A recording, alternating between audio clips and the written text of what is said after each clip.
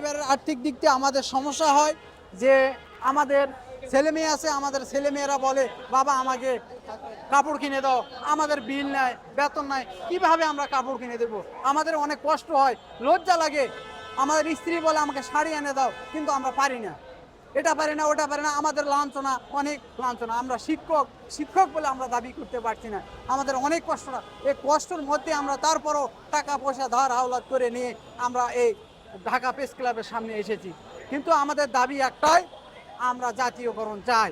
বিল না নিয়ে আমরা শিক্ষক বাসা যাব না, এটা দাবি আমাদের একটা। তো অবস্থান নিয়েছি আমরা স্বতন্ত্র ইফতেদায়ী মাদ্রাসার শিক্ষক, কিন্তু আমাদের দাবি অনেক দিন থেকে আমরা বিল পাচ্ছি না। ঠিক আছে, আমরা বিলের জন্য আছি, আমরা ন্যায্য দাবি নিয়ে আসছি, কিন্তু বারবার আমাকে ধোকা দেয়, এইভাবে আমাদের আশ্বাস ভঙ্গ করে দিতেছে। আমরা আজও আসছি, কিন্তু ওই দাবি আমাদের মানা হচ্ছে না। আমরা কালো আবার দাবি আমাদের চলবে, অনশন চলবে, যতদিন পর্যন্ত দাবি না মানবে ততদিন পর্যন্ত আমাদের চলতেই থাকবে।